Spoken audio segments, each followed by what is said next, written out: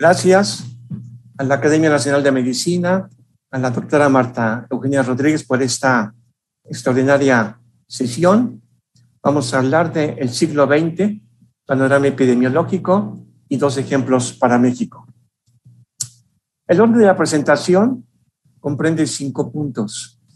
Algún antecedente de qué ciencia recibimos en el siglo XX, cómo esto repercute en la visión epidemiológica, y también entramos con el primer ejemplo de la influenza de 1918-19 en México y el control del paludismo en México, sin DDT, para terminar con un breve comentario de cómo terminó el siglo XX. Son los elementos básicos del análisis epidemiológico que nos legó John Snow: tiempo, espacio y población. Ellos van a estar presentes a lo largo de toda la presentación y además vamos a estar comentando las modificaciones que han tenido durante el siglo y los que esperamos que puedan tener ya en el siglo XXI. Siglo XX se integra a través de nuevas teorías, un nuevo enfoque de la naturaleza. La teoría de la evolución, que es el cambio de los seres en el tiempo, la microbiología, el cambio fundamental de paradigma cartesiano-newtoniano, en el cual la noción de tiempo y espacio absoluto que se había recibido del concepto newtoniano ya no es el dominante. La segunda ley de la termodinámica, la probabilidad en física y también la física cuántica y relativista. Todo ello influye para que además haya una multiplicidad de teorías de sistemas y un enfoque distinto al causal, el de la mecánica clásica. Con todo esto, también el tema población cambia.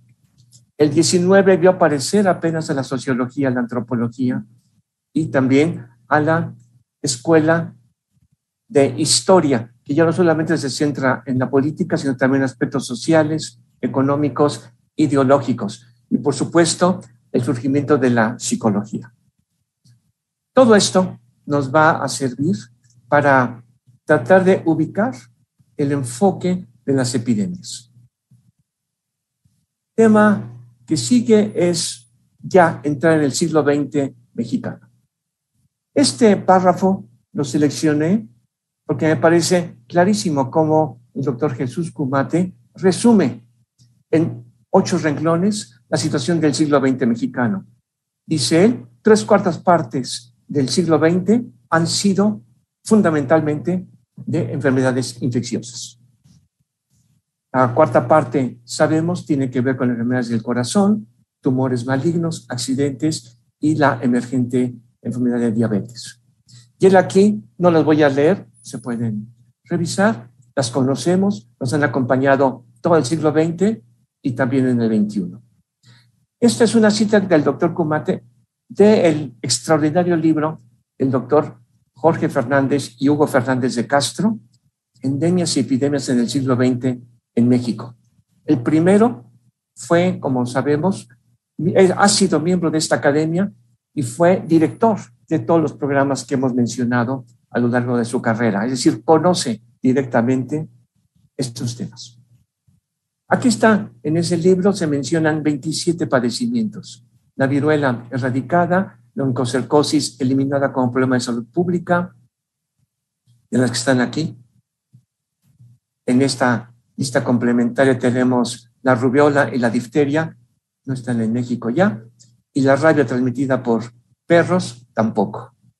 Esto es, en vez de presentar varios cuadros de cada época, estos son los grandes problemas que la salud pública mexicana ha resuelto y algunos que está por resolver. Vamos también a mencionar que todas estas enfermedades, sobre todo ya a partir del año 1938, en el Instituto de Salud de Enfermedades Tropicales, tienen asiento, tienen investigación, tienen un punto de búsqueda y de partida, y en muchos casos colaboración directa para los programas de control.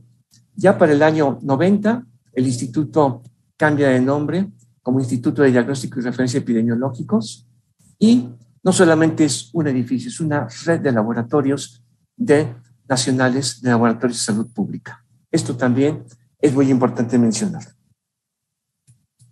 El tema, punto número 3, la influenza de 1918 en México. Inicia en la prensa la primera señal de que se acerca la epidemia. Aquí está, el 6 de octubre del año 18. Aquí está un recorte de uno de los periódicos en el que avisa que hay 19 casos a bordo de un barco de bandera española que se acerca al puerto de Veracruz. Después veremos que esto fue bien detectado por las autoridades y además hubo cuarentena. Esta epidemia fue terrible. Se calculan entre 300 y 500,000 decesos en México, algo que nos hace pensar en un déjà vu de lo que hemos vivido. Y también sabemos, se desconocía el agente causal, los virus en general, solamente se sospechaba. 2 días después, la prensa da a conocer qué está pasando. Millares de casos de influenza que llamaban española en la frontera de México, en los estados del norte del país, frontera con los de Texas. Y es un problema que crece enormemente, se propaga rápidamente, y todo esto fue una revisión que hicimos en el Archivo General de la Nación de toda la prensa, fundamentalmente los periódicos Excelsior y Universal. Sabemos que para 1918 ya existía por Constitución el Consejo de Salubridad General y el Departamento de Salud Pública. Su propósito era responder en los casos de urgencias sanitarias. Y tanto quien hizo la propuesta como quien estaba a cargo como presidente del Consejo y como jefe del departamento figura el médico y general José María Rodríguez, quien fue también constitucionalista. Ya mencioné que hemos hecho una revisión de estos antiguos periódicos en el Archivo General de la Nación, pero también revisamos los documentos del Consejo Superior de Salubridad y del Departamento de Salubridad General que existen en el archivo de la Secretaría de Salud. Ahí están fundamentalmente telegramas que intercambiaban los diferentes estados con la cabeza del departamento y del consejo. Vean, para el día 9 ya se hace evidente que el problema llegó. Se conoce cuál era el problema, se conoce a qué responde, porque se le había seguido desde Europa, donde había empezado meses antes. Aquí está, en forma muy alarmante. Ya para entonces está ocupando prácticamente todos los titulares del periódico, 3 días después, para el 9 de octubre.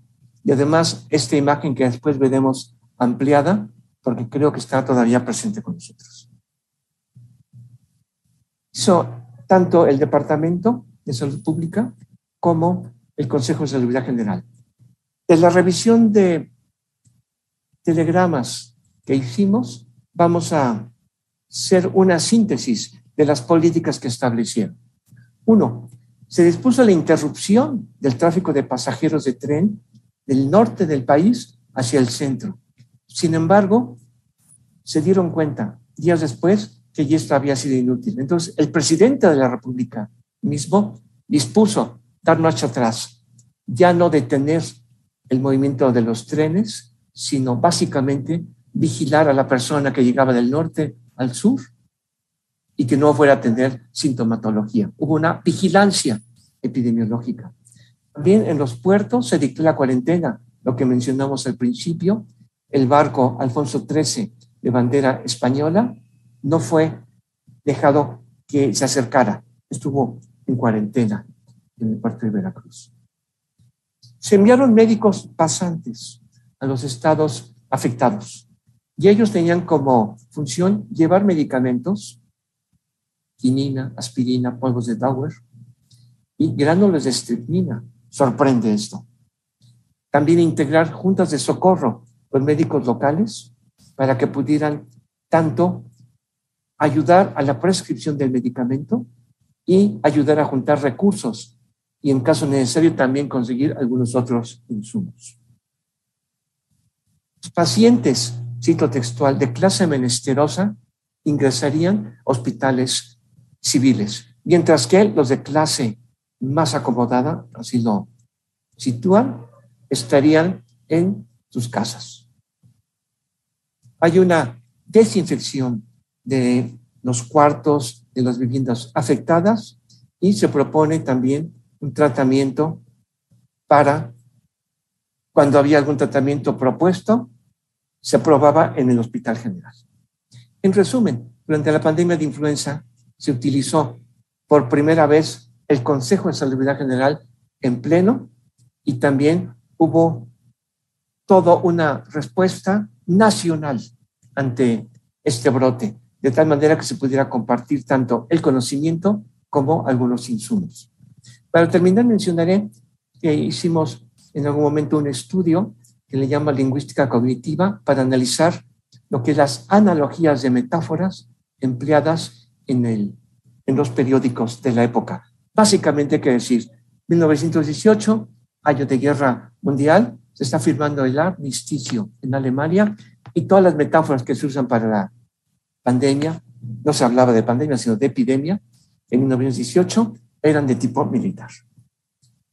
Pasamos al siguiente tema, al siguiente ejemplo. Control del paludismo sin DDT en México. Ya sabíamos, lo mencionamos, el paludismo ha sido un problema enorme en el país.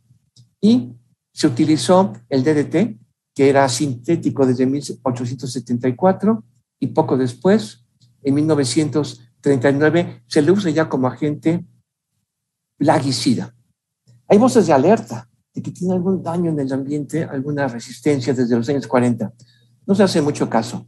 Se lanza el programa de erradicación mundial del año 1958 al año 63, no logra las metas. En el año 62 se produce este texto que es también literario y científico a cargo de la persona encargada de revisar qué estaba sucediendo, Raquel Carson, y escribe Una primavera silenciosa, en el cual da cuenta de que sí hay daños en el ambiente.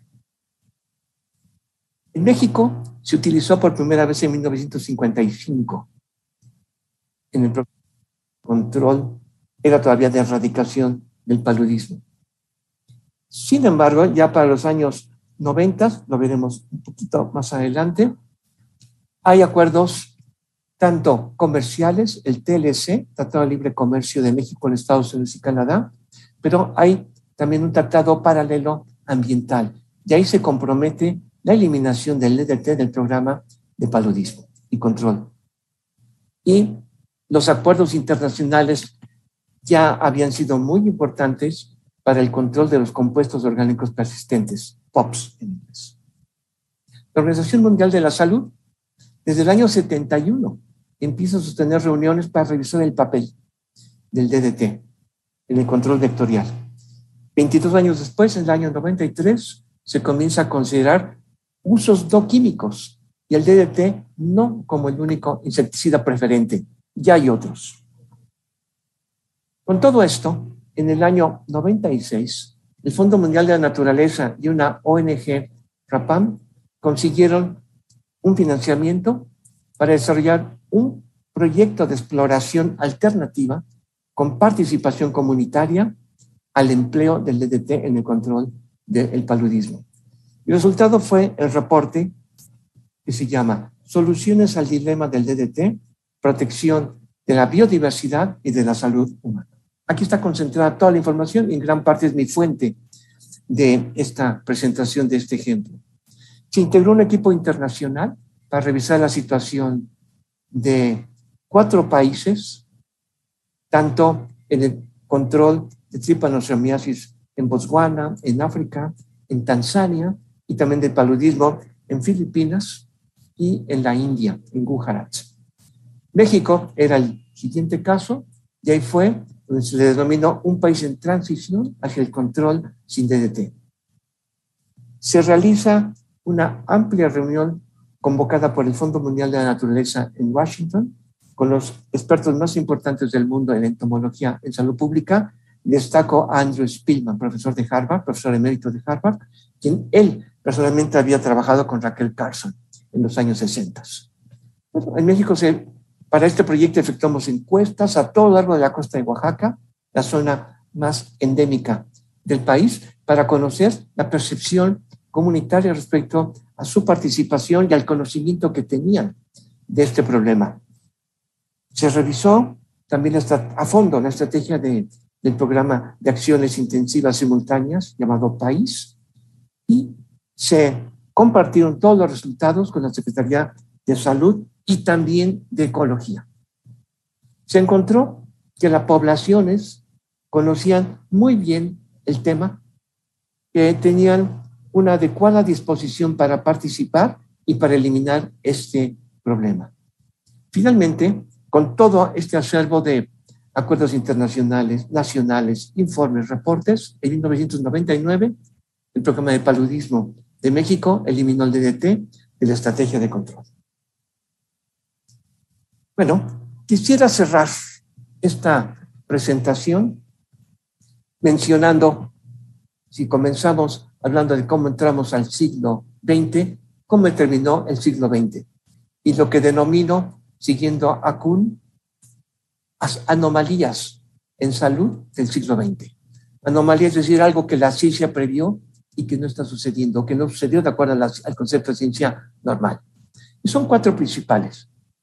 Se inició el siglo pensando que se iba a cerrar el capítulo de las enfermedades infecciosas. Así lo dijo el médico principal de Estados Unidos en el año 65, cerrar el capítulo de enfermedades infecciosas y abrir el de las crónico-degenerativas. Bueno, ya sabemos que el siglo XX terminó con 30 nuevas enfermedades solamente virales. Se dijo también que se iba a disminuir las desigualdades en salud en un sistema público, universal y gratuito al punto de utilización. Se dijo así en el año 48. Para el año 80, en el reporte Black de Inglaterra, se vio que no había sido así, a pesar de tener todas esas características de un magnífico sistema. Y ahora miles de publicaciones desde entonces han creado nuevas teorías sobre las desigualdades en salud y cómo se deben cerrar, y ha sido mucho más complicado. Tercera anomalía, los países industriales, se decía en forma clara, siempre van a tener los mejores indicadores de salud. Pues se vio que hay países de bajo ingreso, no industriales, que tienen magníficos indicadores de salud comparables con los de países industriales, como el caso del estado de Kerala en el sur de la India, indicadores también comparables con cualquier país industrial, con un ingreso por habitante de $500 al año. Y la cuarta anomalía, la medicina científica occidental iba a sustituir a todas las medicinas tradicionales del mundo. Pues sabemos que esto no es así y que hay muchas encuestas realizadas de finales del siglo XX, principios del siglo XXI, donde las medicinas alternativas tradicionales son utilizadas en países de alto ingreso, por población de alto ingreso y buena escolaridad. Es decir, no está totalmente sucediendo lo que se esperaba. Queremos cerrar con una reflexión. Necesitamos proyectos y programas que tengan un enfoque no lineal, un enfoque de la nueva ciencia, un enfoque comunitario, con uso pleno de las humanidades en salud. Aquí está la imagen del periódico, este ser así espectral que se aferra a nuestro país, tal y como recientemente ha pasado. Y quisiera terminar también recordando algo importante. En el enfoque no lineal tuve la suerte de seguir 2 cursos, magníficos cursos, impartidos en la Subsecretaría de Innovación y Calidad de la Atención en la época del doctor Enrique Ruelas. Y el libro que sale de ahí, que se produjo, Las ciencias de la complejidad en la innovación médica, creo que es un adelanto de lo que estamos diciendo. Muchas gracias y agradezco su atención.